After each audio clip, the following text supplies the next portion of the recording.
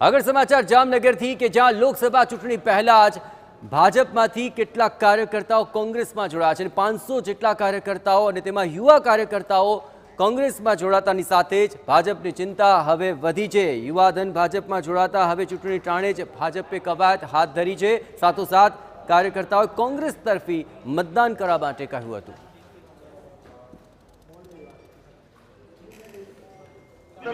મારા ઉપર વિશ્વાસ કરી મને 78 વિધાનસભાનો યુવા કોંગ્રેસનો પ્રમુખ બનાવ્યો છે અને મારી ઉપર વિશ્વાસ રાખ્યો છે। તે વિશ્વાસ ઉપર હું ખરો ઉતરીશ અને તેના બદલ તેમનો ખૂબ ખૂબ આભાર। અને અમે ખાતરી આપીએ છીએ કે 78 વિધાનસભામાં કોંગ્રેસને પૂરેપૂરું મતદાન કરાવશું અને કોંગ્રેસ તરફી મતદાન કરાવશું। અને અમે હું એક નહીં, મારા સાથે 18 વર્ષના કાર્યકર્તા, ક્ષત્રિય આગેવાનો નહીં, ખાલી ક્ષત્રિય નહીં, બધા 18 વર્ષના કાર્યકર્તા, 500થી ઉપર કાર્યકર્તાઓ જોડાણા છે અને અમે અમારી ટીમ સાથે સતત મહેનત કરશી। અને આ ચૂંટણી માટે નથી કહેતા, આ ચૂંટણી તો અમે સતત ભાજપને હરાવવાના છીએ, પાકું જ છે।